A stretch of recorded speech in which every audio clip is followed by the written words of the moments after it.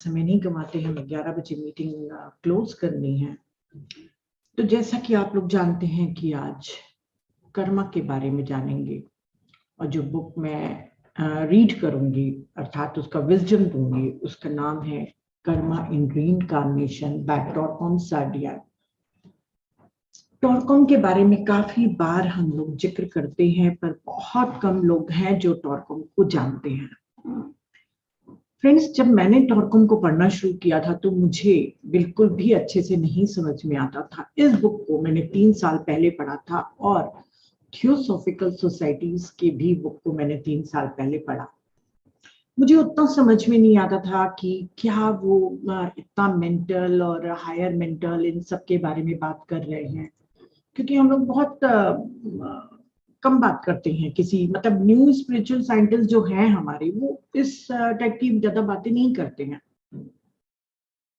पर ऐसा हुआ कि धीरे धीरे मैं टॉरकॉम की और भी बुक पढ़ने लग गई, जिनको मैं आपके सामने शेयर करूंगी। ये बुक बहुत अच्छी है। जो खासकर मैरिड लोग हैं या जिनकी मैरिज होने वाली है, वो इस बुक को पढ़ सकते हैं। Sex, family and women in the society. पर ये है women torch of the future. ये भी बहुत अच्छी बुक है, आप लोग इसको पढ़ सकते हैं। कर्मा की बुक मैंने फिर से पढ़ा क्योंकि मुझे पीएमसी में कुछ कर्मा के ऊपर बोलना था। इसके साथ ही मैंने डायग्नोस्टिक ऑफ कर्मा को फिर से पढ़ा, जो रशियन हीलर ने लिखा था। उसको भी मैंने 3 साल पहले पढ़ा था, क्योंकि कर्मा से मैं बहुत अट्रैक्टेड हूँ, क्योंकि मैं जानना चाहती थी कि कर्मा क्या है। देखिए, सभी हम लोगों ने पढ़ा है, इतनी अच्छी अच्छी डिग्री लेके रखे हैं, पर कितनी सफरिंग हमने सहा है।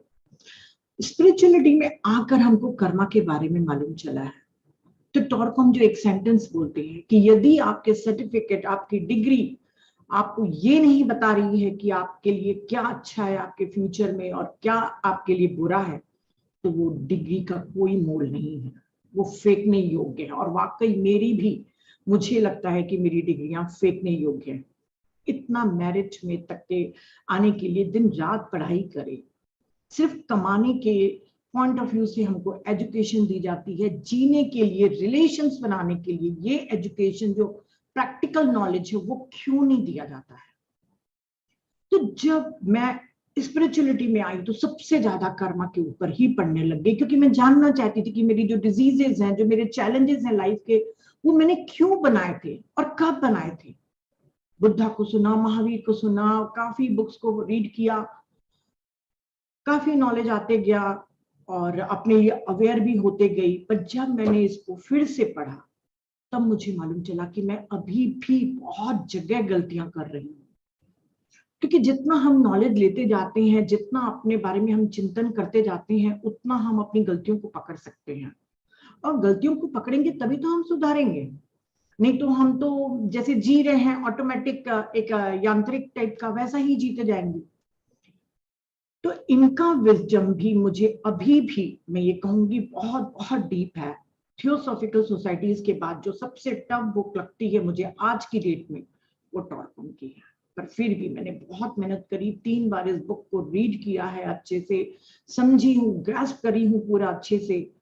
और कुछ एक चीजें मैं आप लोगों को नहीं बोलूंगी, क्योंकि कई लोग, आप लोग कंफ्यूजन में आ जाएंगे। तो सिर्फ एक जो मेन पॉइंट्स हैं वही मैं आपको शेयर करूंगी। पहले हम जानते हैं कि टॉरकॉम कौन थे, इसलिए मैं आपको बताऊंगी, क्योंकि आपको मालूम चलना चाहिए कि जो इन्होंने कर्म का ज्ञान दिया है, वो कोई पास्ट लाइफ रिग्रेशन से या कोई चैनलिंग मैसेज से बनाकर नहीं दिया है। इन्होंने बहुत ही प्राचीन विद्या, गूढ़ विद्या जिसको कहते हैं, उसमें वो दीक्षित हुए थे।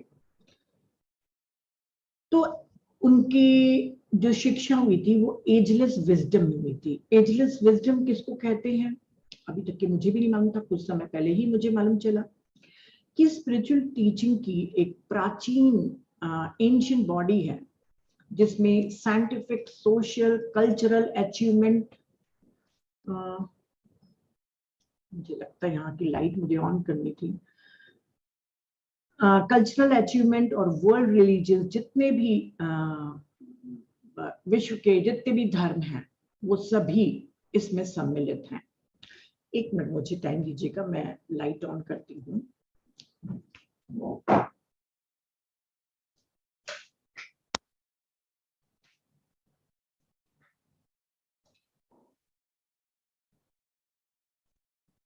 सॉरी, मुझे देखने में थोड़ा प्रॉब्लम ना हो।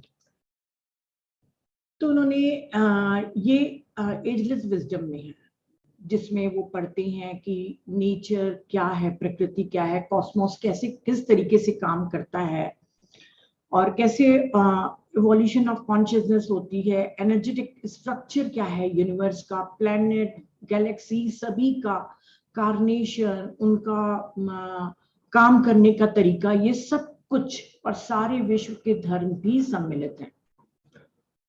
ये एजलेस विजडम उन्हीं लोगों को दिया जाता था जिनको मास्टर्स पसंद करते थे। ये जनरेशन टू जनरेशन तभी जाती थी जब एक मास्टर दूसरे एक अपने डिसाइपल को सिलेक्ट करता था, उसको एजलेस विजडम देता था, फिर वो आगे जाता था, आगे जनरेशन में जाता था।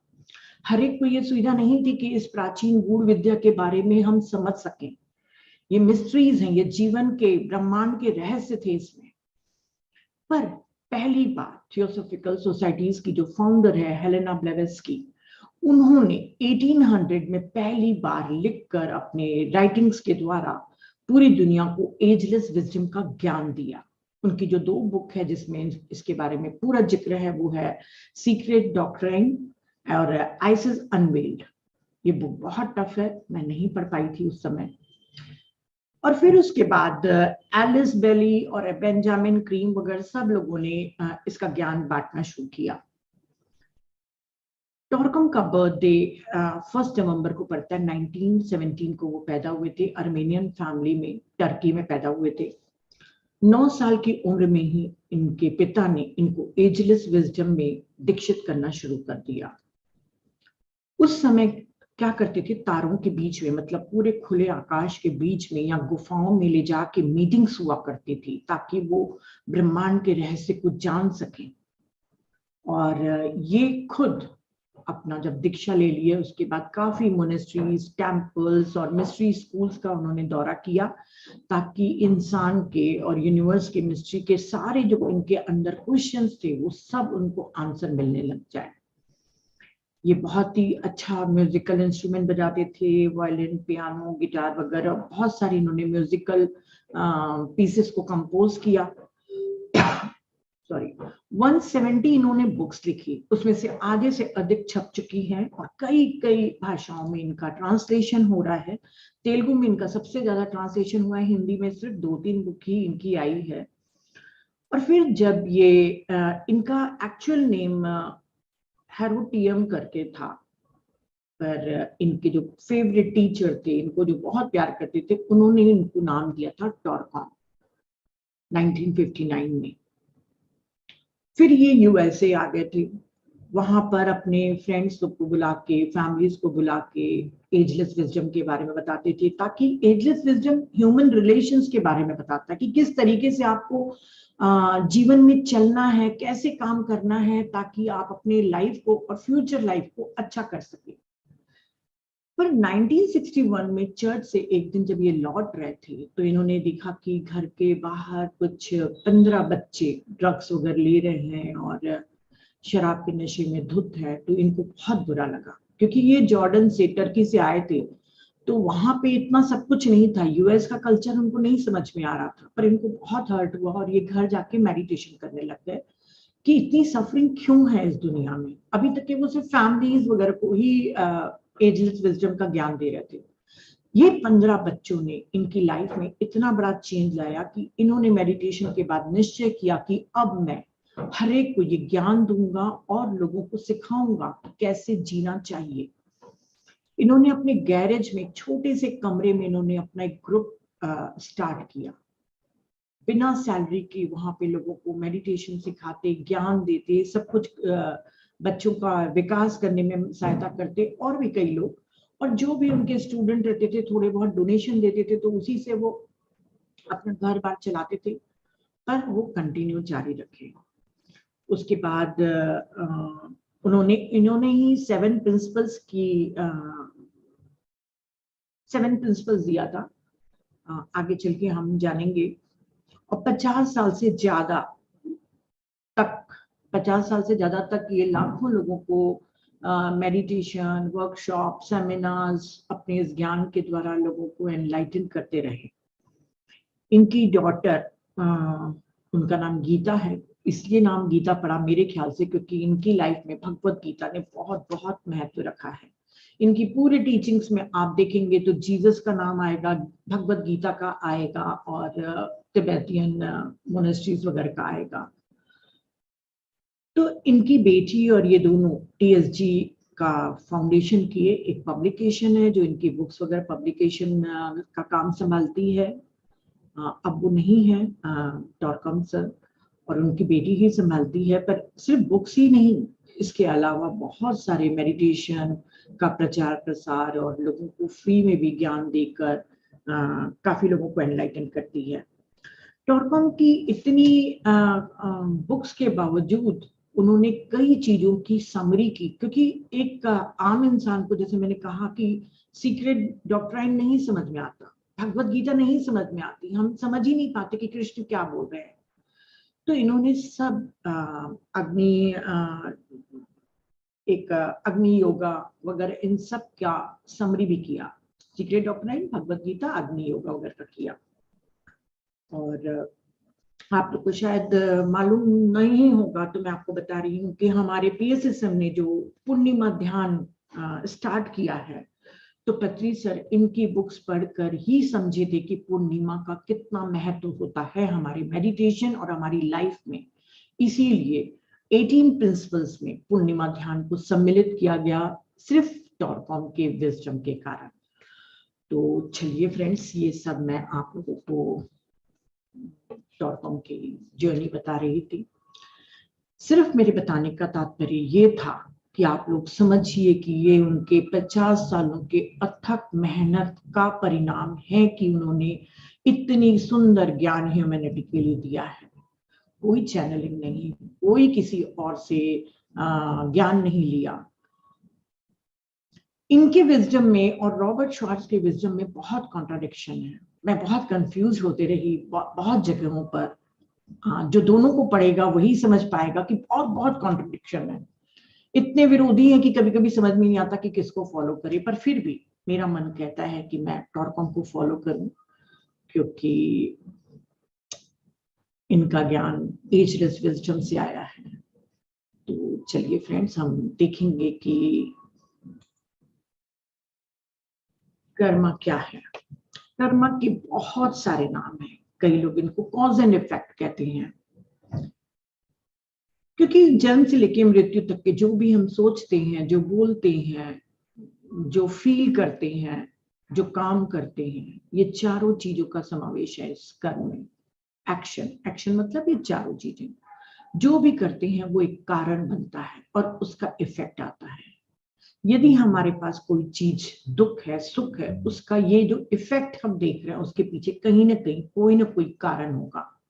तो कार्य और कारण का सिद्धांत चलते ही रहता है अनवरत जन्म से लेकर मृत्यु तक।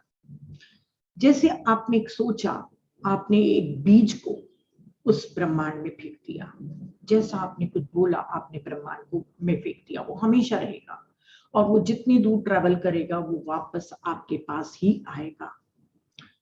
और कब आएगा वो नहीं मालूम, पर इक्वल और ऑपोजिट रिएक्शन हर एक का होता है, चाहे फिजिकल हो, इमोशनल हो, मेंटल हो, चाहे स्पिरिचुअल हो, हर रेल्म में हमारा इफेक्ट आता है। इसलिए हमको पूरे टाइम अवेयर रहना चाहिए कि हम क्या रिलीज कर रहे हैं। भगवान बुद्ध भी बोलते हैं कि जो भी करते हो आप तुरंत एक बीज छोड़ते हो, वो बीज एक वर्तुल पूरा करता है। वो वर्तुल कब पूरा होगा? 3 दिन में, 30 दिन में, 3 साल में, 300 साल में, आप नहीं जानते, पर सीड हम बोते हैं। एक कर्मा का और नाम है लाइफ ऑफ इको। इको हम किसको कहते हैं? जब हम कोई पहाड़ वगैरह पे जाते हैं, हम जब आवाज करते हैं तो उसकी प्रतिध्वनि हमको सुनाई देती है। तो हमारा जीवन बिल्कुल वही प्रतिध्वनि है जो हमने गाया था या जो बोला था।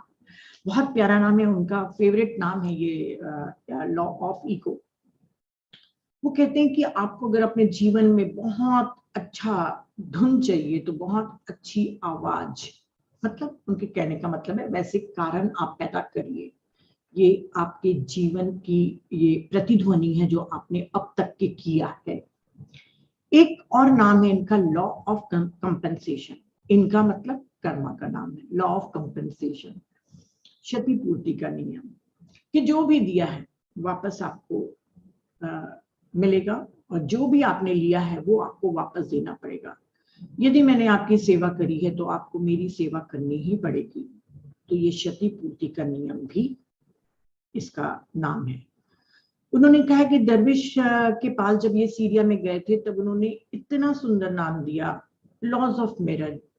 उन लोग नहीं बोलते हैं कर्म सिद्धांत, हर एक जगह अलग अलग नाम दिया जाता है। ये अपन इधर पे लॉज ऑफ कर्मा बोलते हैं, पर वहां पे लॉज ऑफ मिरर बोलते हैं। बोले देखिए कितना अच्छा नाम दिया है कि हमारा जीवन मिरर है, जो अब तक के हमने किया है, हमारे जो भी जीने का ढंग है, हमारी फिजिकल कंडीशन है, हमारे इमोशनल हैंगअप्स है, जो भी हमारे साथ हो रहा है वो सब हमारे अतीत का किया हुआ प्रतिबिंबित हो रहा है। तो यदि आप मिरर में देख रहे हैं और आपको अपने में खामी नजर आ रही है तो आप क्या करेंगे? क्या आप पेंट करेंगे उसको? वो सिर्फ एक पागल इंसान होगा जो उस मिरर को पेंट करके अपनी छवि को ठीक करना चाहेगा। अगर बुद्धिमान रहेगा तो वो अपने आप को चेंज करेगा और फिर वो मिरर के सामने खड़ा होगा। तो यही रियलिटी है कि अगर आप अपने जीवन में दुखी हैं तो अपने आप को चेंज करिए, क्योंकि आपका जीवन आपको रिफ्लेक्ट कर रहा है कि आपने गलत किया है, चाहे इस जन्म में चाहे कभी भी।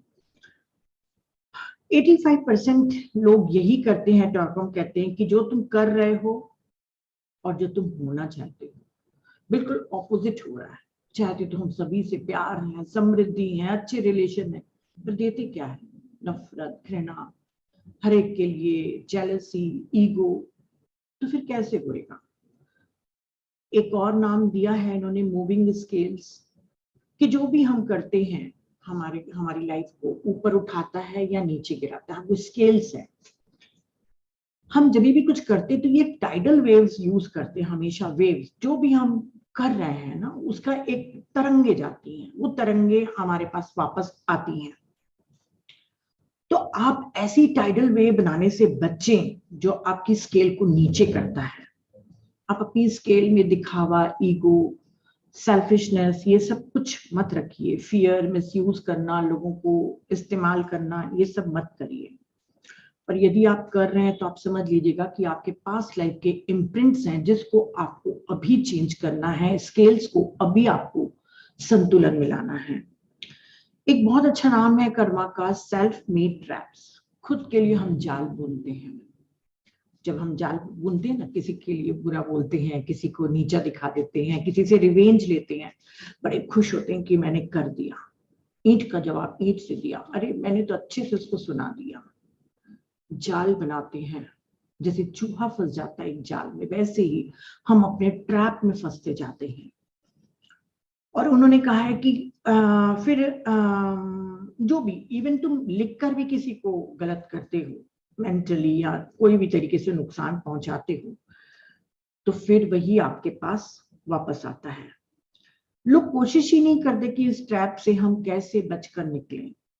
और फिर जब जीवन में दुख आता है तो कंप्लेन करते हैं, रोते हैं, उसके कारण ऐसा हुआ, भगवान ने ऐसा किया, उस पड़ोसी के कारण, उस रिश्तेदार ने मेरी लाइफ खराब कर दी, इस शादी वाली लाइफ से मैं बर्बाद हो गई। ये जो कंप्लेनिंग वाला है उसको बहुत प्यारा इन्होंने नाम दिया था, ह्यूमन म्यूजिक या कार्मिक म्यूजिक। तो आप कभी भी कंप्लेन करो तो याद दिलाना कि आप कार्मिक म्यूजिक नहीं बजाना है, किसी के लिए भी कंप्लेन करना ही नहीं है। टफ है पर धीरे धीरे हम सब सीख रहे हैं। एक और नाम है लॉज ऑफ पेमेंट। उन्होंने कहा है कि प्रकृति को जो भी दोगे आपको पेमेंट तो करना ही पड़ेगा। जैसे हम दुकान में जाते हैं, कोई सामान खरीदते तो हमको पेमेंट करना पड़ता है, बिल्कुल वैसे ही आपको पे बैक करना ही है। यदि किसी ने आपको 50 रुपए की मदद की तो आपको 50 रुपए की मदद कभी ना कभी करनी पड़ेगी। अगर किसी ने आपका जीवन बचाया तो आपको भी किसी का या उसी का जीवन बचाना पड़ेगा। पेमेंट है बिल्कुल।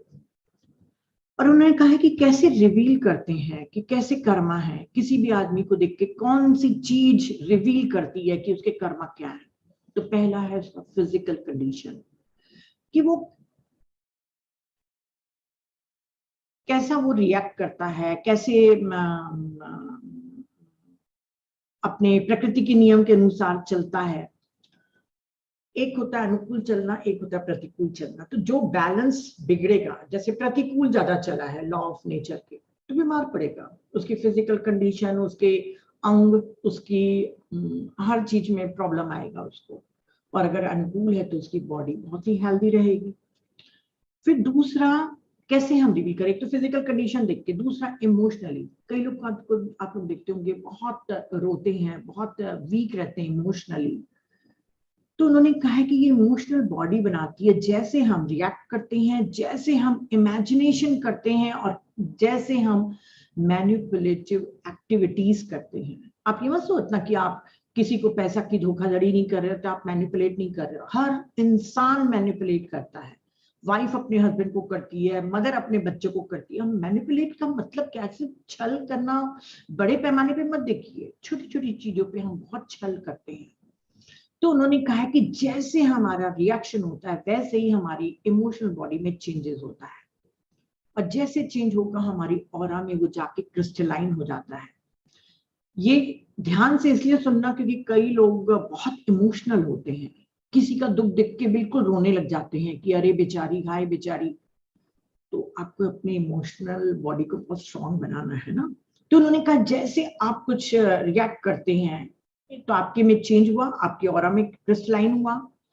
और इमोशनल क्रिस्टलाइजेशन का अर्थ ये है कि आपकी जो ऑरा है उसमें जो इमोशनल बॉडी का है वो बर्फ के समान जम जाता है, बिल्कुल जम जाता है। कई लोगों की बोले ऑरा तो वॉकिंग आइस के समान लगती है, तभी तो क्लियरवाइंट देख के तुरंत पहचान जाते हैं। और वैसे ही वैसे हम इमोशंस बहाते रहते हैं उसी के कारण। और इमेजिनेशन भी हमारी इमोशनल बॉडी को बनाता है। जैसे हम किसी को देखते हैं 2 सेकंड में उसकी पिक्चर हमारे ऑरा में क्रिस्टलाइन हो जाती है। मैनिपुलेट कैसे करते हैं हम, स्वार्थ के कारण अपने किसी को भी छोटी छोटी चीटिंग करके, छोटे छोटे इमोशनली ब्लैकमेल करके, जैसे अपने हस्बैंड से काम कराना है, जो भी करते हैं वो सब मैनिपुलेशन में आता है। मैं भी करती हूँ, है ना, बहुत बहुत से सभी लोग करते हैं। तो जो भी हम छोटे से बड़ा मैनिपुलेशन करते हैं वो भी हमारी इमोशनल बॉडी को बनाता है। इसीलिए तिब्बतियन मास्टर्स लोगों ने कहा है कि किसी के साथ भी आप पिटी मत रखो। जब भी आप सहानुभूति करते हो, सहानुभूति नहीं, दया करते हो कि हाय बेचारा, बेचारे को दुख हो रहा है, बेचारे को कमर में दर्द है, बेचारे के पैसे नहीं है, तो आप जो भी भावना कर रहे हो वो आपकी ऑरा में क्रिस्टलाइन होते जा रहा है। आपने जैसे रिएक्ट किया, जैसे इमेजिन किया, जैसे मैनिपुलेट किया, आपकी इमोशनल बॉडी में क्रिस्टलाइन हो गया। आपको वही पेन होगा, वही इमोशन जो उसको है आपको होंगे। अगर उसको कमर में दर्द है तो आपको भी होंगे। अगर उसकी लाइफ में बहुत नेगेटिविटी है तो आप उसकी नेगेटिविटी को एब्जॉर्ब करोगे। इसीलिए तिब्बतियन मास्टर्स ने कहा है कि ये जो कर्मा का नियम है, और इसको समझने के लिए हमको डिवाइन इनडिफरेंस हमको समझना है। यहाँ पे मैं हमेशा विरक्ति बोलूंगी तो आप समझ जाना, क्योंकि डिवाइन इनडिफरेंस का अर्थ होता है विरक्ति, डिटैच। तो जिसको भी देख रहे हो आप डिटैच होके देखो। कर्मा और भी हमको तरीके से दिखती है कि कैसे आदमी सोचता है, उसके थॉट्स कैसे हैं। कोई भी फ्रेंड, आपके रिलेटिव, आप खुद, आपके पार्टनर कैसे विचार करते हैं, वो सब उनके कर्मा रिवील करते हैं। आपके मेंटल बॉडी एक्सपैंड या कॉन्ट्रैक्ट होती है आपके थॉट्स की प्योरिटी और उसके मोटिव के ऊपर। और नेचर वही देता है जैसा आप सोचते हैं। तो हमेशा अपने थॉट्स हमको हमेशा बहुत ही सुंदर और प्योर रखना चाहिए। हो सकता है कि कुछ लोगों को आपके थॉट्स बहुत सार्कास्टिक लगें, बहुत फोर्सफुल लगें, और कि वो दबाव डाल रहा है, पर यदि पीछे का मोटिव अच्छा है आपका तो आप बिल्कुल निश्चिंत रहिए, कर्मा आपका कोई बिगाड़ेगा नहीं। क्योंकि कई जगह हमको सत्य बोलना पड़ता है, कई जगह हमको समझाना पड़ता है। जैसे कोई गलत चल रहा है, मैं उसको कर्मा के बारे में बताऊंगी तो सामने वाला बोलेगा कि सार्कास्टिक वे में मुझे कमेंट कर रही है या मुझे फोर्स डाल रही है कि मेडिटेशन करो। तो मेरा मोटिव अगर सही में उसकी हीलिंग, उसकी अच्छाई के लिए है तो कर्मा मेरा कुछ नहीं बिगाड़ेगा। तो आपके थॉट्स के पीछे के इंटेंशन क्या है वो भी बहुत मायने रखते हैं। ये अपने को बार बार चेक करते रहना चाहिए कि ऐसा नहीं कि मैंने कह दिया कि सार्कास्टिक तो आप दूसरे दिन से सब लोगों को व्यंग्यात्मक बातें बोलना शुरू कर दीजिए, ऐसा नहीं है। जमीर अपना हमेशा टटोलते रहिए। चौथा हमारी जो है, जो हमारे कर्मा को रिवील करता है, दिखाता है कि क्या है, वो हमारी सोल की डेवलपमेंट है, कि वो इंसान कितनी सेवा कर रहा है लोगों की। जरूरी नहीं है स्पिरिचुअल, कोई भी सेवा, कितनी सेवा कर रहा है, कितना सेल्फ रिनाउंसिएशन करा है, अर्थात कितना उसने अपने अहंकार को छोड़ा है, अपनी राय तो नहीं थोप रहा कि यही करो, मतलब समझ गए होंगे आपने। तीसरा आता है कि दूसरे की सक्सेस और ब्यूटी को देखकर आप कितना खुश होते हैं। ये सबसे बड़ा वो है, क्या करेंगे, मूल्यांकन है।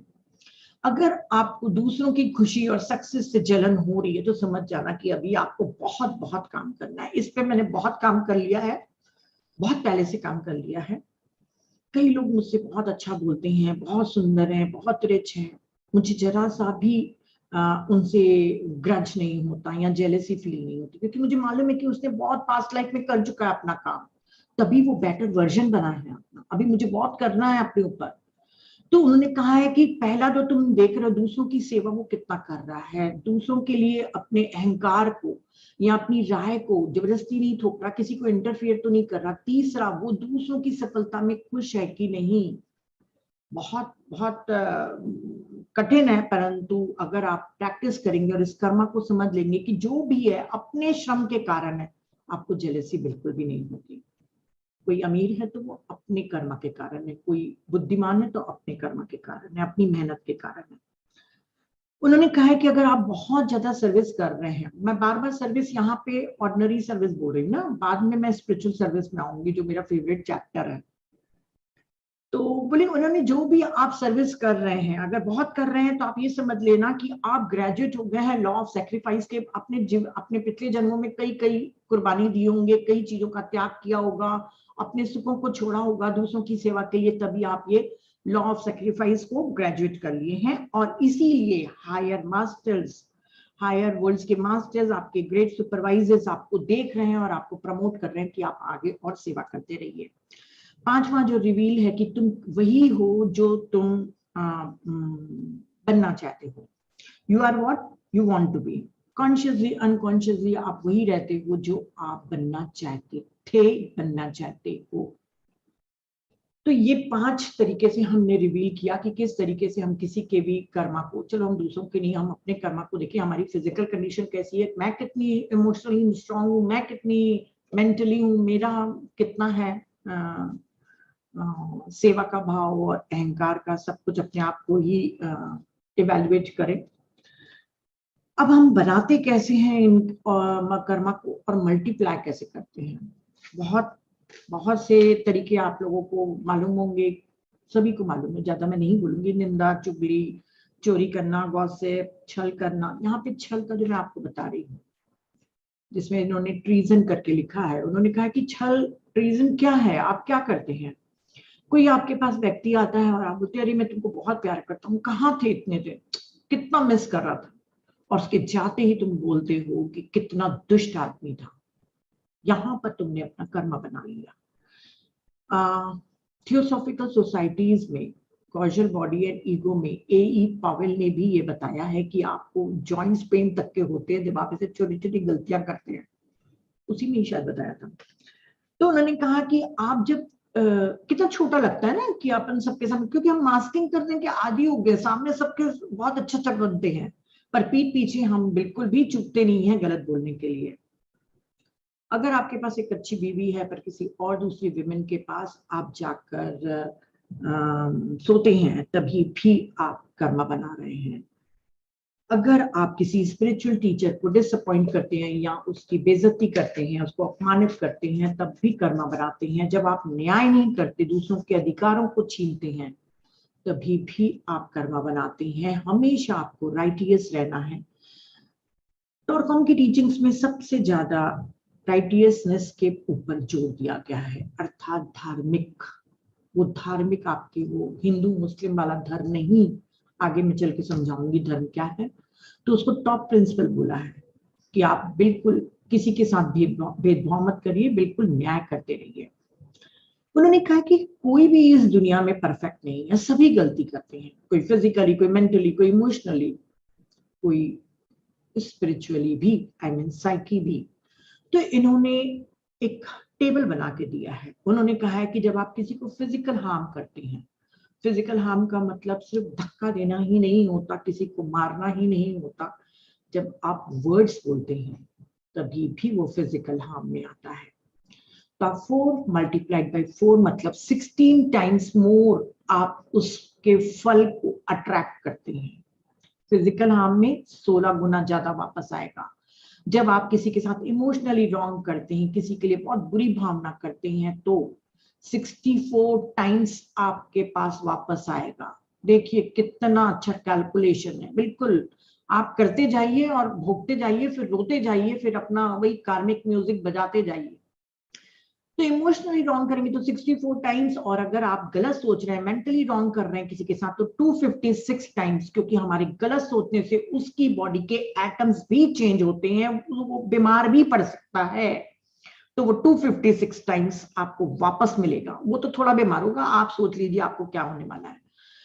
मतलब मुझे भी, भाई मैं ऐसा नहीं बोलूंगी कि कोई मैं पवित्र आत्मा हूं। और यदि कोई साइकी रॉन्ग करता है, थर्ड आई विजन होते हैं, कई लोगों को और भी कई चीजें सिद्धियां प्राप्त होती हैं, जब वो किसी को मैनिपुलेट करता है तब 1024 टाइम्स उसका भुगतान करना पड़ता है। उन्होंने कहा ये तो सब चारों तरीके हो गए। उन्होंने कहा कभी कभी परिवार में, देखिए मैं सब चैप्टर्स को अलग अलग नहीं, मैं फटाफट बोलते जा रही हूँ, आप ध्यान से बस सुनते जाइएगा। तो कभी कभी उन्होंने कहा परिवार में सिचुएशन ऐसी हो जाती है कि बहुत कठोर है, आपको बिल्कुल सहन नहीं हो रहा है। अब क्या है, 2 चॉइसेस है वहां पर, या तो आप विरक्ति को अपना डेवलप करो, डिवाइन इंडिफरेंस को, या छोड़ो और भाग जाओ। अगर छोड़ के भागोगे तो ये प्रबल कर्मा के रूप में आपके पास फिर वापस आएगा। पर यदि आप नहीं जाते हैं तो आपको मूव करना ही होगा। तो इन दोनों में से उन्होंने कहा, टॉरकॉम ने कहा कि अगर कोई मुझसे एडवाइस मांगेगा कि रिश्ते खराब है तो मैं क्या करूं, तो मैं कहूंगा कि आप विरक्ति को चुनिए। दूसरा व्यक्ति स्वर्ग में जाए या नर्क में, आप उसकी चिंता मत करिए। मैं कहूंगा कि सिर्फ विरक्ति को डेवलप करो, क्योंकि वो व्यक्ति आपको यही सिखाने के लिए आया है। डिटैच हो जाओ, सिर्फ देखो कि क्या हो रहा है, क्यों हो रहा है, कैसे हो रहा है, क्या परिणाम होगा, बस विरक्ति को डेवलप करते रहो। कर्मा हमको बहुत डिटैचमेंट सिखाने के लिए आता है, और हम ट्रेनिंग करके और मल्टीप्लाई करते हैं। तो ये सब मल्टीप्लिकेशन करने के तरीके वो बता रहे हैं कि किस तरीके से हम लोग अपने परिणामों को, मतलब जो इफेक्ट आ रहे हैं उसको, फिर इफेक्ट को कॉज बना के और इफेक्ट हम लाते जाते हैं। तो उन्होंने कहा है कि अपने स्पिरिचुअल लाइफ को बिल्कुल एक स्ट्रिक्ट डिसिप्लिन में रह के आपको अपनी हायर बॉडीज के बारे में पूरे समय सोचना है। हायर बॉडीज के बारे में भी और हम आगे जानेंगे। उन्होंने कहा है कि और आप मल्टीप्लाई करते हैं जब आप दिखावा करते हैं, अपनी कुरूपता मत छुपाओ। जैसे तुम्हारे अंदर कोई बुरी भावनाएं हैं, कोई बुरे विचार हैं, तो अपन लोग दूसरों के सामने, नहीं हम तो बहुत पवित्र हैं, हम तो बहुत दान पुण्य करते हैं, हम तो किसी के लिए बुरा सोचते ही नहीं, मेरे में तो अहंकार है ही नहीं। जब वो ऐसे कोई बोलता है ना, तो मैं तो मतलब 2 मिनट सोचते रहती हूँ कि मतलब इतना बड़ा झूठ अपने आप से बोल रहे कि अहंकार नहीं है। अरे वाकई अगर आप में हिम्मत है, मैं तो कहती हूँ मेरे में अहंकार है, क्योंकि मैं जानती हूँ कि मैं कौन हूँ। उन लोग तो अपने आप को जान भी नहीं रहे हैं। तो ये जो पाखंड है बोले, वो आपके लिए बहुत बड़े कर्मा बनाता है। और कभी भी अपने आप को ज्यादा पवित्र दिखाने की कोशिश मत करिए। समझ गए, होलियर देन यू आप मत दिखाइए, ये कॉम्प्लेक्स कर्मा है आपका। कोई भी व्यक्ति अपने अंदर की दुनिया का रेप्लिका है। अगर आपके अंदर ग्रीड है, हेट्रेड है, जितने भी चीजें हैं, तो आपके चेहरे में सुंदरता नहीं होगी। सिर्फ सुंदरता को आप फिजिकल बॉडी की सुंदरता से मत दिखेगा। यहाँ पे ब्यूटीफुल का अर्थ का कहने का है कि जो एक ऑरा में जो ब्यूटी होती है, जो एक अट्रैक्शन होता है, वो उस बारे में बात करने हैं। तो उन्होंने 7 प्रिंसिपल्स दिए। 7 प्रिंसिपल्स ब्यूटी, ब्यूटी मतलब यहाँ पे अपन सुंदरता बोलेंगे, पर सुंदरता मतलब कोई भी चीज हमको अच्छी लगती है उसको हम कहेंगे कि ब्यूटीफुल है। फिजिकल फॉर्म से नहीं, आप समझ गए होंगे, मतलब सुंदरता वो सुंदरम स्पीक्स लिख रही है, हमारी माही जी आपको बहुत अच्छे से समझाएंगी ब्यूटी का मतलब। गुडनेस, अच्छाई, राइटियसनेस जो धार्मिकता है। तो धर्म क्या है? वो कहते हैं कि धर्म के अनुसार काम करो। एक कर्म होता है जो हम समझ रहे हैं, एक होता है धर्म। धर्म हरेक का अपना अपना अलग होता है। स्वधर्म भी होता है, एक परोधर्म भी होता है। तो स्वधर्म क्या है? जो मैं एक माँ के रूप में मेरे धर्म है, मेरी ड्यूटीज है वो। एक वाइफ के रूप में जो मेरी ड्यूटीज हैं वो। एक स्पिरिचुअल टीचर के रूप में जो मैं आप लोग के सामने बैठती हूँ, उसके भी मेरे ड्यूटीज हैं। बेटी के रूप में जितने हमारे रिश्ते हैं, उतने हम जितने रोल भूमिका अदा कर रहे हैं, उन सब के हमारे अपनी अपनी ड्यूटीज हैं, उसको हम धर्म कहते हैं। मेरी ड्यूटी आपकी ड्यूटी से अलग होगी, मेरी ड्यूटी से पत्री सर की ड्यूटी अलग होगी, एक जो नॉर्मल एक रिक्शा चला रहा है उसके धर्म अलग होगा। पर सबका अपना एक धर्म होता है जो वो सोल प्लान के हिसाब से हम लेकर आते हैं। वो हमारी ड्यूटीज है जो हमको कर्तव्य को निभाना है। और चलिए आगे और समझेंगे। तो आपको अपने धर्म के विपरीत नहीं जाना है। जैसे मान लीजिए मैं मेडिटेशन और ये क्लासेस लेने के चक्कर में मैं अपनी लाइफ के जो ड्यूटीज हैं अपनी वाइफ की और एक मदर की मैं छोड़कर मैं सिर्फ ध्यान का ही प्रचार प्रसार करूं, तो वहां पे मुझे कोई फायदा नहीं देगा। ये डेंजर्स ऑफ मेडिटेशन में टॉरकॉम ने लिखा था, जिसका मैंने ट्रांसलेशन किया था। इसलिए मैं बहुत अच्छे से बोल रही हूँ कि पहले आप अपनी ड्यूटी पूरी करिए, उसके बाद आप अपनी स्पिरिचुअल को सर्विस में जुड़िए। अगर घर में अशांति है, घर के लोग नहीं पसंद कर रहे हैं, तो भी आप जाके सेंटर्स में बैठ रहे हैं और वो कर रहे हैं, तो आप वो ड्यूटी नहीं पूरी कर रहे हैं। वो डेंजर है आपके लिए, मतलब कर्मा बनाता है। ब्यूटी, गुडनेस, राइटियसनेस, जॉय, किसी की भी खुशी को मत छीनिए, अपने वचन से, वाणी से, किसी से भी मत छीनिए, दूसरे के जॉय को बढ़ाइए। फ्रीडम, किसी का भी स्वतंत्रता में हस्तक्षेप मत करिए, अब तभी आप फ्री रह पाएंगे। स्ट्राइविंग, स्ट्राइविंग का अर्थ यहाँ पे प्रयास। हमको पूरे समय अपने ऊपर काम करके हमेशा अपना बेहतर से बेहतर वर्जन बनाना है। हमको किसी से तुलना नहीं करनी, हमको अपने आप में अथक परिश्रम करना है। एक एक दिन, एक एक घंटा, पूरे समय हमको अवेयर होके अपने ऊपर प्रयास, कोशिश करनी है। और सैक्रिफिशियल सर्विस, निस्वार्थ सेवा, ये 7 प्रिंसिपल बताए हैं उन्होंने। कहा कि ये 7 प्रिंसिपल को आप फॉलो करिए, आपके कर्मास खुद ही डिसॉल्व होते जाएंगे। उन्होंने कहा कि कभी भी ब्यूटी, कभी भी कर्मा को नहीं बिल्ड करती। जब भी कोई व्यक्ति सुंदर काम करता है तो वो अपनी डिविनिटी को एक्सप्रेस कर रहा है, उसका रियल सेल्फ है वो उसका। सिंपल टीचिंग में जो हमारे संतों ने देके गए हैं, हमारे सेजेस देके गए हैं कि बी मोर ब्यूटीफुल। फिर से मैं कहूंगी, यहाँ पे ब्यूटीफुल का अर्थ है फिजिकली, मेंटली, इमोशनली। आपके मतलब सुंदर उद्देश्य रहना चाहिए, और आपके उद्देश्य आपकी जीने का ढंग इस नेचर के जो डिवाइन प्रिंसिपल्स हैं उसी के अकॉर्डिंग, उसी के अनुकूल रहना चाहिए। कोई कितना भी बुरा करे, हमें कभी भी बुरा नहीं करना चाहिए, तभी हम कर्मा नहीं बनाएंगे, मल्टीप्लाई नहीं होगा हमारा। दूसरे के जॉय को बढ़ाएं, दूसरे को गुस्सा मत दिलाएं, दुखी मत करें, उनको इरिटेट मत करें, और किसी भी लोगों को या परिस्थिति को फॉर ग्रांटेड मत लें। वो कहते हैं अगर पेड़ के नीचे भी बैठ के आप 5 मिनट उठते हैं, तभी भी आप उसको ग्रैटिट्यूड दीजिए। हर चीज जीवंत है, हर चीज समझ रही है। आप एक एक चीज के लिए आप अपने कर्मा को बना रहे हैं और डिस्टॉर्टेड कर रहे हैं अपनी लाइफ को, जो भी है।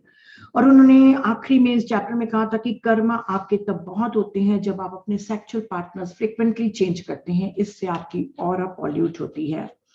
और यदि आप किसी को फंसाने के लिए सेक्स को यूज कर रहे हैं, तब भी आप कर्मा बना रहे हैं। और सेक्सुअल एक्ट जितना बुरा होता है, उससे ज्यादा आप तब अपनी एनर्जी को डिस्ट्रॉय करते हैं जब आप सेक्सुअली डे ड्रीमिंग करते हैं, विजुअलाइजेशन करते हैं, फैंटेसीज करते हैं, अर्थात जो भी परवेशन है उन सब में आपकी एनर्जी खराब होती है। वो भी इसके बारे में बोलते थे। मैंने आपको कहा कि वो वाली बुक आप लोग जरूर पढ़िए अगर आप लोग मैरिड हैं, क्योंकि आपको मालूम चलना चाहिए कि जो हमारे पास क्रिएटिव एनर्जी है उसको कहाँ और किस हद तक के यूज कर सकते हैं हम। फिर उन्होंने कहा कि हमारे जो एनिमीज वो हैं, जो भी हमको शत्रु दिखते हैं, वो हमारे कर्मा के एजेंट्स हैं। पर इनका सामना करके, इनको कंपेंसेशन करके हम अपने दुष्चक्र को तोड़ सकते हैं, क्योंकि कई जन्मों से हमारे एनिमी बार बार हमारे पास आते हैं जब तक कि हम उस दुष्चक्र को तोड़ न दे दें। अगर आप उनको नष्ट करना चाहेंगे तो आप और एक हॉरिबल कर्मा बनाएंगे। किसी भी चीज का प्रतिरोध मत करिए, जो भी वो कर रहा है, क्योंकि जितना प्रतिरोध करेंगे उतना आप अपनी एनर्जी उसको देते जाएंगे। अपने ज्ञान से, अपने दिल की प्यूरिटी से और समझ से अपने एनिमीज को, अपने शत्रुओं को दोस्त बना लो। हो सकता है आपके बहुत अच्छाई करने के बावजूद भी वो नहीं बदलेंगे, तब भी उन्होंने कहा कि गिव अप मत करो, उनके मित्र बने ही रहो, वो चेंज होंगे ही। यहाँ पर मैं एक बहुत अच्छी चीज बता रही हूँ, क्योंकि मैंने एक और बुक पढ़ी है कर्मा एंड रीइंकार्नेशन की, इसलिए बता रही हूँ। वो एलिजाबेथ क्लेयर और पैट्रिशिया स्पैगरो ने लिखा है। बहुत हल्की फुल्की बुक है, उसको आप चलते फिरते पढ़ सकते हो, उसके लिए बहुत बैठने की जरूरत नहीं पड़ती, इसके लिए बैठने की जरूरत पड़ती है। उसमें लिखा है कि जब दो एनिमीज को, जिन लोग एक दूसरे से ऋण लेना रहता है ना, जिनसे वो रहता है, तो उनकी दोस्ती तुरंत हो जाती है। बिल्कुल फर्स्ट साइट में लव भी हो जाएगा उनको, बिल्कुल अट्रैक्ट, क्योंकि सबकॉन्शियस माइंड में, हमारे बायोफील्ड में हमारे कर्मा है। तो जैसे उसको आप देखेंगे आप अट्रैक्ट होंगे मतलब आपका कार्मिक बॉन्डेज है वहां पर। आप अट्रैक्ट हुए, दोस्ती हुई या शादी हुई, आपके दोनों पास में आए, बिल्कुल प्यार बढ़ते जाएगा। ओह बहुत। फिर जैसे उस बुक में लिखा है कि फिर हनीमून पीरियड ओवर। यहाँ पे वो बोलते हैं, टॉरकॉम हनीमून पीरियड वगैरह वैसे वाले वर्ड यूज नहीं करते हैं। टॉरकॉम बोलते हैं कि जैसे आप लोग आए, आपको उस विशियस साइकिल सर्कल से आपको भागना है ना। तो पहले तो वो पास में आए, बहुत प्यार से रह रहे हैं, दो हस्बैंड वाइफ या दो फ्रेंड्स बहुत प्यार से रह रहे हैं। एमनेशिया दिया जाता है ना, जब भी हम बर्थ लेते हैं तो एमनेशिया दिया जाता है। उस समय प्यार रहेगा, फिर जैसे उनका कर्मा हिट करेगा, उनका एमनेशिया की डोज नीचे चली जाएगी, मतलब उनके कार्मिक पैटर्न्स बाहर आ जाएंगे। फिर एक दूसरे से लड़ाई, एक दूसरे से छोटी छोटी बात पे इरिटेशन, वो कार्मिक आपका पैटर्न आपको ट्रिगर करेगा, उसका भी आपका भी। तो वो टॉरकॉम बोलते हैं कि इस समय बहुत कॉन्शियसली आपको गिव अप नहीं करना है, आपको उसके साथ अच्छा ही फ्रेंड बनकर रहना, चाहे वो बदले ना बदले, आकर वो बदलेगा। उस बुक में लिखा हुआ है। और वैसे भी हम जानते हैं कि अगर मान लीजिए दो एनिमी बन गए, दोस्त थे, एनिमी बन गए, एक हमेशा अच्छी भावना रख रहा है, दूसरी भावना नहीं रख रहा है, डेथ हो गई दोनों की, ये तो मुक्त हो गया, इसने फॉरगिव कर दिया, ये अच्छी भावना रखा, ये तो मुक्त हो गया, इसके साथ अब कोई लेना देना नहीं है। पर ये जो ग्रजेस रखा हुआ है, जो दुख और घृणा रखा हुआ है, वो फिर अगले जन्म में किसी अपनी वाइब्रेशन के अकॉर्डिंग एक फिर से पार्टनर, वैसा ही फ्रेंड के रूप में, हस्बैंड के रूप में, किसी के भी रूप में आप समझ लीजिए, कोई भी एक रिश्ता फिर से चुनेगा, वही कन्फ्रंट करेगा, वही सामना करेगा। तो टॉरकॉम बोलता है कि आप समझ जाइए कि ये आपके जो नेचुरल टाइज जो हैं उसको आपको तोड़ना है, और आप तोड़िए, नहीं बदलते तो भी आप तोड़ते रहिए। तो कार्मिक लॉ उनको ही पास लाता है, जैसे मैंने बताया। और ये जब आप करते हैं तो इस समय आपकी जिम्मेदारी दूसरे के साथ कैसे रिएक्ट कर रहे हैं और अपने हायर सेल्फ से भी कनेक्ट होने की, क्योंकि हायर सेल्फ में भेजा ही आपको इसलिए है कि ये एनिमी के रूप में आएगा, तुमको अच्छे से ट्रिगर करेगा। तो लॉ ऑफ कर्मा हमारी लॉ ऑफ कॉन्शियस, मतलब हमारी आत्मा की जो लॉ है और जिम्मेदारी हमको सिखाती है। हर कष्ट हमारे लिए एक अवसर है, हम अनुभव लेकर अपने ज्ञान को बढ़ा सकते हैं। लोगों को लगता है कि कर्मा एक पनिशमेंट है, सौरो है, दुख है, क्या है, सिर्फ दुखी दुख तो है। पर उन्होंने कहा, टॉपम ने कहा कि सिर्फ ये हाफ ट्रुथ है। अगर पूरा ट्रुथ अगर आपको जानना है तो ये आपकी मुक्ति की कुंजी है। यदि आपको सही रास्ता मिल गया ज्ञान के अनुसार, तो यही, इसी हर अपॉर्चुनिटी का फायदा होते हुए, आपका ज्ञान को यूज करके ऐसे ऐसे रास्ते बनाते हुए आप एनलाइटन हो सकते हैं। उन्होंने कहा कि जो लोग आपको हर्ट करते हैं, निंदा चुगली, जो भी आपके साथ गलत चलते हैं, समझ जाना, जो भी है ना, मैं समझ, बुरा चल रहा है, ठीक है, अब आपको उसके प्रति हेट्रेड होगा।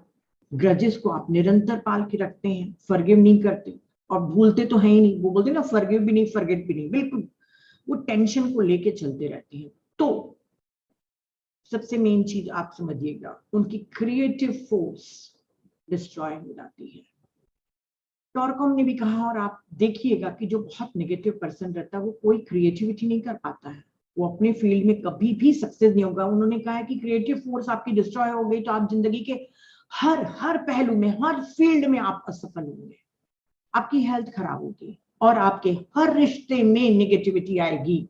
अगर ये सिंबल है तो आप समझ जाना कि आपने अंदर अपने सबकॉन्शियस माइंड के अंदर छुपा के, क्योंकि हम बाहर से बहुत अच्छे बनते कि हम तो बहुत पवित्र साफ एकदम सेल्फ इमेज हमारी तो एकदम भगवान की मूर्ति है, पर सबकॉन्शियस माइंड में जो हेटरेड है वो आपकी क्रिएटिव फोर्स को डिस्ट्रॉय करके आपके सामने ये मिरर के रूप में लाएगा। आप इंट्रोस्पेक्शन करते रहना, यहाँ कुछ भी अकारण नहीं होता। इस नियम को अच्छे से समझें। यही चीजें आपने इसी जन्म में या किसी और जन्म में किसी न किसी के साथ की थी, जो भी आपको दुख पहुंचा रहा है आपने कभी ना कभी किसी जन्म में की थी। हो सकता है इस जन्म में आप बहुत अच्छे इंसान रहे हों, ऐसा नहीं मैं कहूंगी, हो सकता है आप वाकई बहुत ही सिंपल प्योर रहे हो, पर आपको लगेगा फिर मैंने तो नहीं किया भाई, तो मैं क्यों भोग रहा हूं। तो हमारी जो सोल है, अभी नीता के रूप में एक पर्सनालिटी आ रही है, पर मेरी एक और मतलब हायर सेल्फ की और लोअर सेल्फ कितनी पर्सनालिटी के रूप में गई है ना, कितने कितने जन्म लिए उसने। तो हो सकता है उस बेचारे ने अज्ञानतावश और बिना कुछ, उसको पीएसएसएम नहीं मिला होगा, तो वो अज्ञानतावश बहुत सारे कर्मा बना लिए होंगे और उसका फसल मेरे को काटनी पड़ रही है, तो मैं क्यों दुखी हूं। सामने वाला आ रहा है मतलब मेरे किसी लोअर सेल्फ ने कहीं ना कहीं पे ये गलती करी होगी जिसको मुझे काटना है। मेरा ही सोल का ही सेल्फ है वो लोअर सेल्फ। तो आप अभी अगर इस कर्म सिद्धांत को समझ रहे हैं तो अभी आपके पास अपॉर्चुनिटी है, जो अज्ञानतावश जो आपने किया है अब आप उसको चुका दीजिए। अगर अब भी आप नहीं सुधरे तो बस वो आपका दुष्चक्र में, आप काल चक्र में फंसते चले जाएंगे और डिस्ट्रॉय करते जाएंगे। उन्होंने कहा है कि अगर आप इसको समझ गए तो अपने माइंड से उसके लिए नफरत के जो इमेजेस बने हुए, क्योंकि जैसे हम किसी को सोचते हैं तुरंत हमारे उस इमेज के साथ हमारे एक इमोशन बन जाते हैं। अरे वो बदमाश, वो बहुत ही घमंडी, वो अच्छा, मतलब हम इमेज के साथ हमारे इमोशन बंधे रहते। तो वो बोला अभी आप तुरंत उस इमेज को रिलीज कर दीजिए और अपनी लाइफ को अच्छा करिए। फिर कैसे हम अपने कर्मा से बाहर आए, कैसे ओवरकम करें, तो उन्होंने 2 फैक्टर दिया। ऐसे बार बार बीच बीच में बहुत सारी चीजों को बताते जाएंगे, पर यहाँ पे 2 फैक्टर दिए हैं इस चैप्टर में, पश्चाताप और स्ट्राइविंग, मतलब रिपेंटेंस और स्ट्राइविंग। पश्चाताप में है कि पश्चाताप क्या है कि आपका क्लियर अवेयरनेस होना चाहिए कि हाँ मैंने गलत किया। आपको शर्मिंदा होना चाहिए कि मैं गलत किया हूं और तैयार रहना है कि मैं जो भी उसकी क्षतिपूर्ति होगी उसको जाके मैं करूंगा, उसकी क्षतिपूर्ति। और आप एक निश्चय लेते हैं कि अब से मैं कभी भी गलती नहीं करूंगा। और आपको सहानुभूति भी रहती है कि अरे बेचारे ने मेरे साथ कितना टॉलरेट किया, मैंने तो कितना उसके साथ बदतमीजी किया, तभी भी वो मेरे को टॉलरेट करता रहा। और आप जाके उससे माफी मांगेंगे। तो अगर सच्चा पश्चाताप है तो आपके हैवी से हैवी कर्मा भी मेल्ट हो जाएंगे। बहुत अच्छा एक इंसिडेंट है, बुद्धा का, पर अभी टाइम नहीं है। तो पश्चाताप आप दिखावे में नहीं करोगे। यूनिवर्स जो डिवाइन इंटेलिजेंस है वो सब चीज जानता है। अभी आप जानेंगे कि वो कंप्यूटर कितना हाई टेक्नोलॉजी का है। जो मैं बोल रही हूँ, किस भाव से बोल रही हूँ, क्यों बोल रही हूँ, वो सब चीज वहां पे वो रिकॉर्ड हो रही है। क्या नाम के लिए मैं बैठी हूँ, या मैं किसी को टारगेट करने के लिए बैठी हूँ, या अपने आप को समझाने के लिए बैठी हूँ, या आप लोग की मदद के लिए बैठी हूँ। हर चीज हमारे इंटेंशन के साथ फीड होते हैं हमारे कर्म। तो पश्चाताप अगर सही है तो हैवी कर्मा चला जाएगा। और स्ट्राइविंग का अर्थ है कि अपनी आत्मा को, जो 7 प्रिंसिपल्स हैं, ब्यूटी, गुडनेस, राइटियसनेस और जॉय, फ्रीडम, उसकी तरफ आप निरंतर प्रयास करते रहिए, ताकि आप एक दिन ऐसा जरूर आएगा जब आपका कर्म कोई रुकावट नहीं डालेगा आपके लाइफ में। बहुत ही अच्छी चीज उन्होंने बोला है कि कर्मा को कई लोग सोचते हैं कि एक ब्लाइंड लॉ है, अरे अंधा नहीं है, मैं मेरे को मतलब जो भी कर रहे हैं बिना सोचे समझे बस हमने किया और उसका परिणाम हमको भुगतना पड़ता है। वो कहता है नहीं, बहुत ही जो गूढ़ विद्या का है, इसीलिए मैं आप लोगों को इतना टॉरकॉम का मैं बताई थी। किस परिस्थिति में आपने कर्म किया है, किस परिस्थिति में आपने कर्म किया है। कार्य की अज्ञानता क्या है। जैसे एक अबोध बालक है, उसको नहीं मालूम कि मैं अगर एक इंसेक्ट को मारूंगा तो कितना पेन होगा या क्या मेरा परिणाम होगा। कार्य की अज्ञानता। आपको जैसे पहले नहीं मालूम था कि नॉनवेज बुरे कर्म बनाता है, वो कार्य की अज्ञानता थी। पर जब आपको आज मालूम चल गया है, उसके बावजूद आप नॉनवेज खा रहे हैं, तो आपकी इंटेंसिटी बढ़ जाएगी।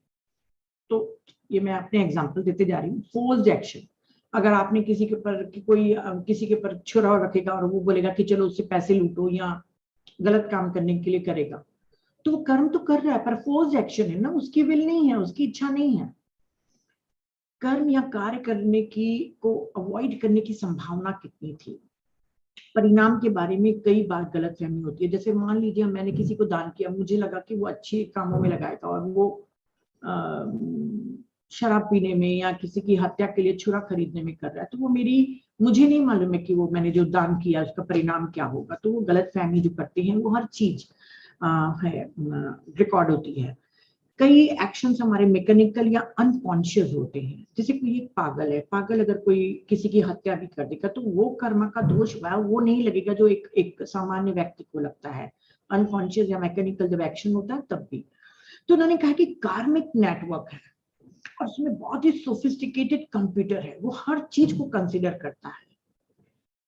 एक और सटल पॉइंट है कि जो हम लोगों को मतलब बाध्य होना पड़ता है हमारी फैमिली के। मान लीजिए मेरे फैमिली में किसी ने बुरे कर्म किए, तो वो तो मुझे चुकाने पड़ रहे हैं। तो वो फैमिली के हैं या ग्रुप के हैं। मान लीजिए मेरे ही ग्रुप में कोई गलत काम कर रहा है हमारे टीम में से, तो मुझे उसका शेयर करना पड़ रहा है ना। या नेशनल कर्म है, ये सब हमको बाध्यता है कि हमको शेयर करना है। पर यहाँ पर भी हमारा वो कंप्यूटर देखता है हमारी धार्मिकता को, हमारी प्यूरिटी को, उसके अनुसार कंसिडर करता है। तो कर्मा प्रिंसिपल्स ऑफ जस्टिस पर काम नहीं करता, प्रिंसिपल्स ऑफ राइटियसनेस पे काम करता है। धर्म पर, आपकी धार्मिकता पर आपके कर्म का निर्माण बिल्ड होता है। जैसे आप खुद बताइए, हत्या करना कितना बड़ा कर्म है। पर अगर एक सैनिक बॉर्डर पे बैठा हुआ है और शत्रु हमारे भारत के बॉर्डर को क्रॉस कर रहा है, तब वो कर्म लेके थोड़ी बैठेगा कि अरे बाप रे मेरे को किसी की हत्या नहीं करनी है। वहां पे उसका धर्म क्या है। जैसे मैंने कहा कि एक पत्नी के रूप में मेरा क्या धर्म है, वैसे उस सैनिक के रूप में उसका धर्म क्या है, वो शत्रु को मारना, अपने देश की रक्षा करना। यदि किसी डॉक्टर के पास कोई पेशेंट आता है, अबॉर्शन कराना बहुत जरूरी हो जाता है क्योंकि बच्चे के अबॉर्शन नहीं कराया मतलब गर्भ का, तो मदर को नुकसान हो सकता है, उसकी डेथ हो सकती है, तो डॉक्टर को अबॉर्शन करना पड़ेगा। मतलब किसी और गलत काम से नहीं, माँ को बचाने के लिए या किसी और कारण से। जो अब डॉक्टर अपना धर्म निभा रहा है, एक सैनिक अपना धर्म निभा रहा है, तो वो जो राइटियसनेस है उसको वो कंप्यूटर बकायदा कंसिडर करता है कि वहां पे क्यों लिया गया ये एक्शन। बहुत सुंदर इन्होंने आकाशिक का बताया, मैं आखिरी में बताऊंगी, अभी हम इसको कंप्लीट करते हैं। आर्टिफिशियल कंसोलेशन आप कभी भी मत करिए। अगर कोई दुखी है, पीड़ित है, तो हम कहते हैं ना, अरे रे बेचारा आपके साथ तो बहुत गलत हो रहा है, तुम्हारी कहाँ गलती थी, सभी गलती करते हैं और तुमने कहाँ बुरा किया, तुम तो अच्छा ही कर रहे थे। नहीं, आपको बिल्कुल भी नहीं बोलना, उसको छोड़ दो। अगर कोई दुखी है, अपने कर्म को भोग रहा है, तो बोलता है छोड़ दो, आप उनको अपने हायर सेल्फ से उनको कनेक्ट होने दो, अपना चिंतन करने दो और अपने प्यूरिफिकेशन करने दीजिए। और कभी भी आप उसको ये गलत एडवाइस देकर उसको सांत्वना मत दीजिए, उसको कोई हेल्प नहीं करेगा बल्कि और नुकसान करेगा। 3 बातें आप हमेशा याद रखिए कि करुणा का नियम, लॉ ऑफ कंपैशन, यानी कि ईश्वर कर्म सिद्धांत के ऊपर है। आखिरी में मैं आपको फिर से बताऊंगी, अभी भी मैं बता रही हूँ कि एक नियम है, इसमें इतने नियम के बारे में है जिसकी जानकारी मेरे को कभी नहीं थी। मैं तभी तो कह रही हूँ कि इसको आपने समझ लिया तो आपको और कुछ ज्यादा समझने की जरूरत नहीं रहेगी। लॉज ऑफ कॉजलेसनेस, जैसे अंगुलीमाल को बताइए 9,999 नहीं, ऐसे ही ना, 999 हत्या किया था, पर एक क्षण में वो एनलाइटेंड हो गया था उसी काल में ही जब उसको बुद्धा ने दीक्षा दी। क्यों हो गया? मेरे पास बहुत दिमाग में कई बार लगता था कि कैसे वाल्मीकि कैसे 1 मिनट में इतना जो चोर डाकू थे कैसे कर्म उनके डिसॉल्व हो गए। तो उन्होंने कहा कि कर्म सिद्धांत के ऊपर ईश्वर है, ईश्वर चाहे अगर इफ ही वांट्स वो किसी के भी प्रेजेंट और उसके पास्ट लाइफ के कर्मास को बिल्कुल डिस्ट्रॉय मतलब खत्म कर सकता है अगर वो सरेंडर है तो ये आप नियम याद रखिए कि गॉड सबसे ऊपर, कोई भी कॉज एंड इफेक्ट से नहीं भाग सकता, और अगर आप प्रयास करते रहेंगे अपने बेहतर वर्जन बनाने के लिए तो आप अपने कर्मा को डिसॉल्व कर देंगे, प्योर सेल्फ बन जाएंगे। और आत्मा की जैसे हर स्टेज होती है हमारे सोल की, infant soul, baby soul, old soul, हर एक के लिए एक स्पेसिफिक लॉ ऑफ कर्मा है। जो एक इन्फेंट सोल के लिए कर्म के नियम है वो एक ओल्ड सोल के लिए नहीं रहेंगे, जो ओल्ड सोल के लिए नियम है वो ट्रांसेंडेंटल के लिए नहीं रहेंगे। नहीं, ट्रांसेंडेंटल तो चला गया है तो उसके लिए नहीं रहेंगे। हर एक के अपने अपने पैकेजेस हैं। और अब मैं एक सबसे अच्छी चीज पे आती हूँ जो बहुत ही पहली बार अपन जानेंगे इसको, कि कर्मा को हम सिर्फ एक्शन से जोड़ते हैं कि जो हमको नहीं करना चाहिए और हम वो करते हैं इसलिए हम कर्मा बनाते हैं। कर्मा वो भी है जो हम नहीं करते हैं इन एक्शन, निष्क्रियता। यदि आप किसी की उपेक्षा करते हैं, किसी को निग्लेक्ट करते हैं, किसी को अस्वीकार करते हैं, लापरवाही करते हैं, किसी को अपमान करते हैं, अनादर करते हैं, मतलब आपको जो करना चाहिए वो आप नहीं करते, वो आपके कर्म बनाते हैं। इनएक्शन, एक्शन और इनएक्शन दोनों हमारे कर्म बनाते हैं। जैसे किसी परिस्थिति में आपको मेंटली, इमोशनली और फिजिकली आप इनएक्टिव रहते हैं, आप चुपचाप से देख रहे हैं कोई परिस्थिति हो रही है, पर आपको उसमें हस्तक्षेप करना था, आपको रिएक्ट करना था, आपको रिस्पॉन्ड करना था। उस समय ये सबकी जरूरत थी, पर आप चुपचाप से खड़े होकर तमाशा देख रहे हैं और कुछ नहीं कर रहे हैं, तब भी आप कर्मा बहुत ज्यादा बना रहे हैं।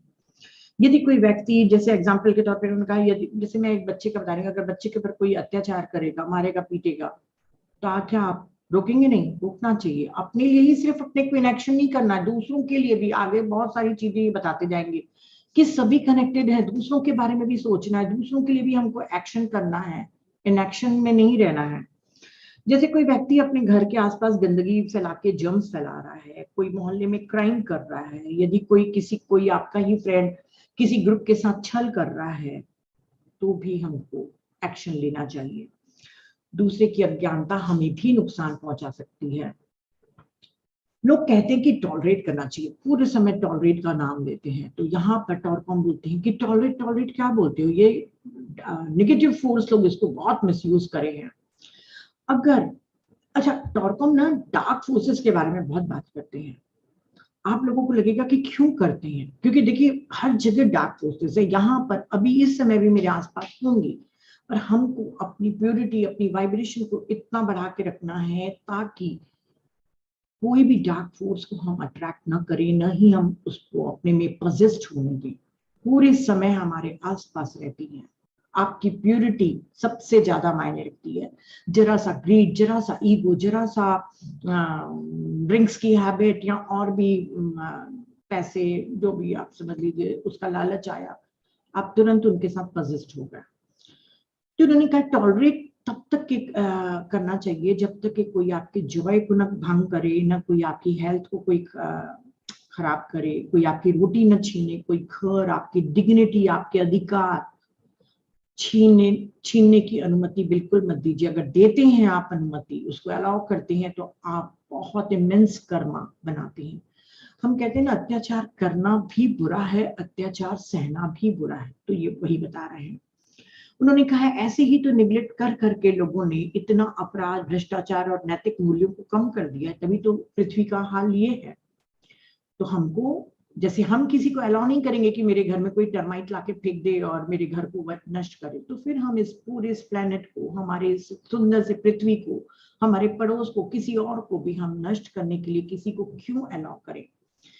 पर यदि कोई वही 7 प्रिंसिपल्स के लिए काम कर रहा है, ब्यूटी के लिए, सर्विस के लिए, किसी अच्छे काम के लिए कर रहा है, और आपको थोड़ा बहुत कष्ट हो रहा है, तब आप पेशेंस से आप उसको सहिए, और आपके कर्मा है तभी भी आपको पेशेंस करना है, और बाकी पूरे समय आपको नहीं करना है। तो याद रखिए, कर्मा वह नहीं है जो हमें नहीं करना चाहिए हम करते हैं। कर्मा हम ज्यादा बनाते हैं तब, यदि हम वो नहीं करते जो हमें करना चाहिए। Got it? कर्मा एक अवसर है हमारा, एक ही इवेंट है। 3 लोग कैसे उस एटीट्यूड में करेंगे। 3 मिनट का एक कर्मा को एक चैलेंज के रूप में लेगा, लेसन सीखेगा और अवसर का लाभ उठाएगा, ट्रांसफॉर्म होगा। दूसरा सोचेगा कि अरे किसी कारण से तो हो रहा है, जरूर मैंने कुछ किया होगा, कारण क्या है, मैं क्यों मेरे साथ ये परिस्थिति आई। सिर्फ वो सोच रहा है और अपने क्षमता के अनुसार वही पेशेंस वगैरह के साथ उसको हैंडल कर ले रहा है। ट्रांसफॉर्म नहीं कर रहा है अपने को, सिर्फ देख रहा है। तीसरा इग्नोर कर देता है, अरे ये तो मेरी किस्मत है, जो हो रहा है वो होने दो, जैसा भगवान चलाए। तो ये जो 3 एटीट्यूड्स हैं, वो 3 एटीट्यूड्स हमारे पिछले जन्मों के एटम्स के द्वारा हमारे पास आते हैं। ये पूरा भी साइंस चालू होगा तो समझिएगा।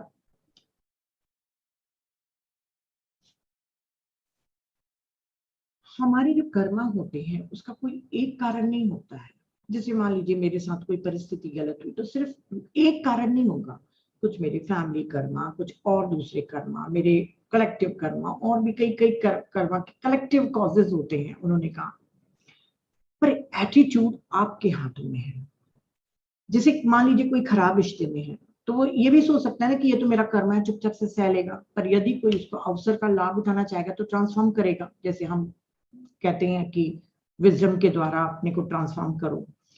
तो ये आपकी परिस्थिति अनुकूल कब रहेगी, जब आप अपने आप को ट्रांसफॉर्म कर सकें, क्योंकि वो आपके परमानेंट एटम्स, तुम्हारा जो एटीट्यूड है, जो तुम्हारे वर्च्यूज है, जो तुम्हारे गुण है, वो तुमने खुद अर्जित किए हैं अपने पास्ट लाइफ से।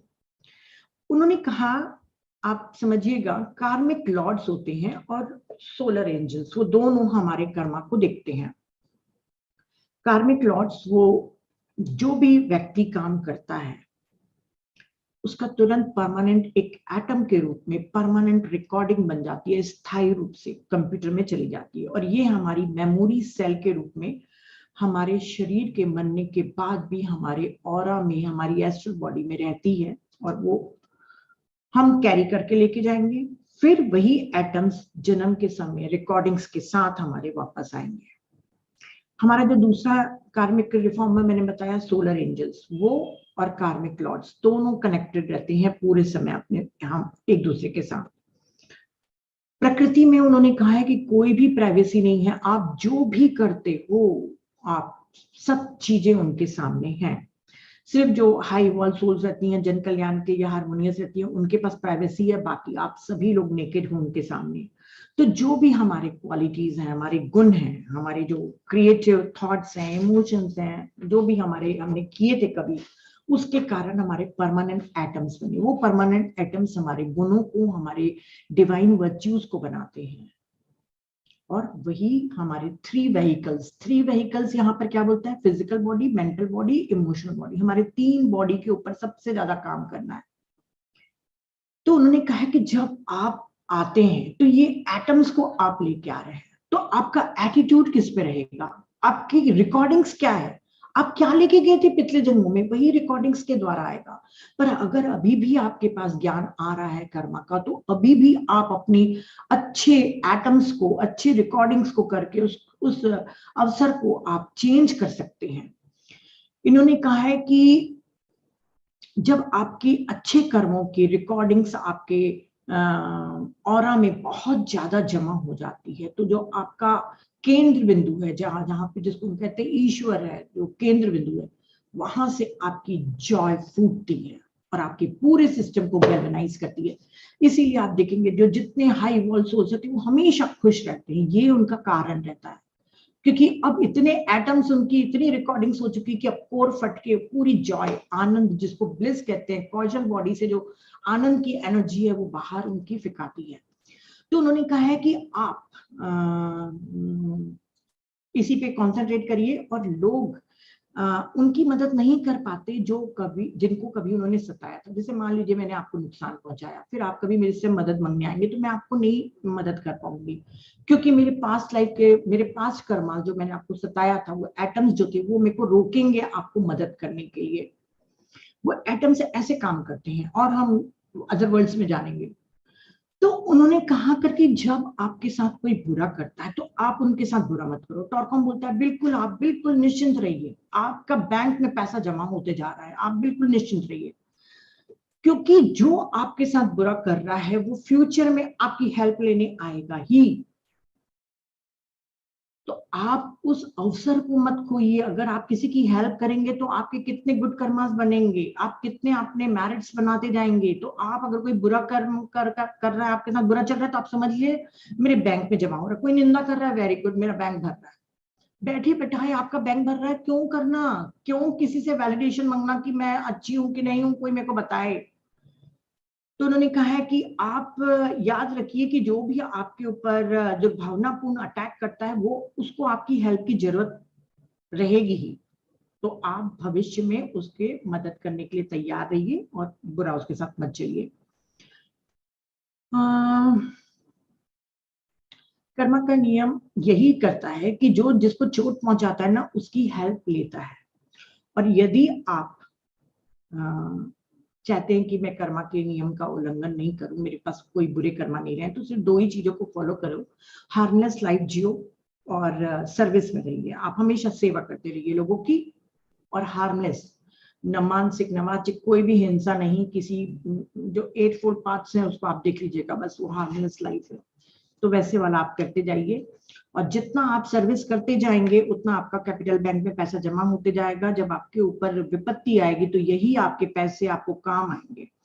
तो सर्विस और अपने ऊपर श्रम, अच्छा बेहतर वर्जन बनने का, आपकी कार्मिक फोर्सेस को क्रिएटिव फोर्स में बदल देंगे, और वही आपके विजडम और करेज को बनाएगा, और वही आपका करेक्टर और एटीट्यूड को बनाएगा। जितने आपके स्ट्रॉन्ग या बुरे कर्मा भी सामने आते जाएंगे तो उसको फेस करने के लिए आपके पास करेज भी रहेगा, विजडम भी रहेगा। सिर्फ यही करके कि अपने आप को सर्विस में डालना है और अपने ऊपर निरंतर काम करते जाना है। फॉरगिवनेस एंड कर्मा उन्होंने बनाया है, कहा है कि सबसे पहले तो फॉरगिव करना है, चाहे कोई कितना भी बुरा चले आपके साथ, आपको फॉरगिव करते जाना है, दूसरे के लिए नहीं, अपने लिए। इसमें इतने पॉइंट्स हैं कि मैं आपको सिर्फ शॉर्ट में थोड़े बहुत पॉइंट्स बता रही हूँ कि जो बुरे कर्म बना रहा है उसमें आप इन्वॉल्व नहीं होंगे। जब फॉरगिव कर देंगे तो उसको आप सुधरने का मौका देते हैं।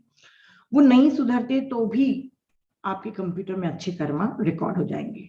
आप जब फॉरगिव करते हैं तो आपके शील्ड के चारों तरफ आपके ऑरा के चारों तरफ एक शील्ड बन जाती है, और वो जितना भी आपके बुरा सोचेगा, क्योंकि देखिए वो आपके साथ बुरा कर रहा है, तो बुरा करने के बाद ऐसा नहीं कि वो सो जाएगा, वो तब भी बुरा सोचता रहेगा। उसके नेगेटिव इमोशंस आपके पास आएंगे, आपकी और आपके एटम्स को, आपके फिजिकल बॉडी को नुकसान पहुंचा सकते हैं। पर जब आपने फॉरगिव कर दिया तो आपने इमोशनली और मेंटली उसके साथ डिस्कनेक्शन कर लिया, फॉरगिव कर दिया, छोड़ दो, जाने दो, बच्चा है।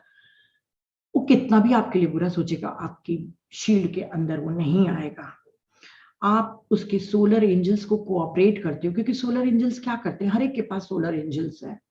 तो वो क्या करते हैं, उनको हमको सही रास्ते पे ले जाने की वो करते। तो आप उसके सोलर एंजल्स को मदद कर रहे हो ताकि वो उसको प्रभावित कर सके। तो आप ये भी कितना अच्छा काम कर रहे हो। जब आप फॉरगिव कर दोगे तो आप शांत रहोगे, आपको इरिटेशन और दूसरी चीजों से, संकट से आपको नहीं, आप दूर रहोगे। आप स्वार्थीपन से दूर हो जाओगे, सेल्फिशनेस से आपके में लव और कंपैशन होगा, बढ़ेगा। आपके जो कर्म का टैक्सेशन है वो कम होते चला जाएगा। और यदि आप गुस्से में रहे और से नफरत करते रहे तो एक चैनल बनता जाएगा, और जो अवगुण की आप उसकी बुराई कर रहे हैं वो पूरा अवगुण आप एब्जॉर्ब कर लेंगे। आप रेप्लिका बन जाएंगे अपने एनिमी या जिससे हेटरेट कर रहे हैं उससे। और भी इन्होंने बहुत सारी चीजें लिखी थी जो मुझे याद है। इजोटेरिक रिकॉर्ड्स हैं, बोलते हैं कि जो फॉरगिवनेस नहीं करता वो एस्ट्रल वर्ल्ड में फंसा रहता है। बहुत सी चीजें हैं, ग्लैंड्स और चक्रा सिस्टम खराब हो जाता है, आपकी हेल्थ खराब हो जाती है फॉरगिव नहीं करते हैं तो अब कर्मा एंड पोजीशन बहुत ही प्यारा चैप्टर है, पोजीशन। जब आपके पास कोई वंडरफुल टीचर है, कोई गुरु है या मास्टर है, पर आप उसकी टीचिंग को ध्यान नहीं देते, उसको आपको प्रभावित भी नहीं करती, परंतु आप उसको उसका विपरीत का मतलब उसका अपोज करते हो और लोगों को भी भड़काते हो कि नहीं नहीं उसके पास मत जाना, ये मत सीखना, ये आनापानसति मेडिटेशन अच्छा नहीं है, बिल्कुल मत जाना, तो आप वही दुष्चक्र में फंसते जा रहे हैं।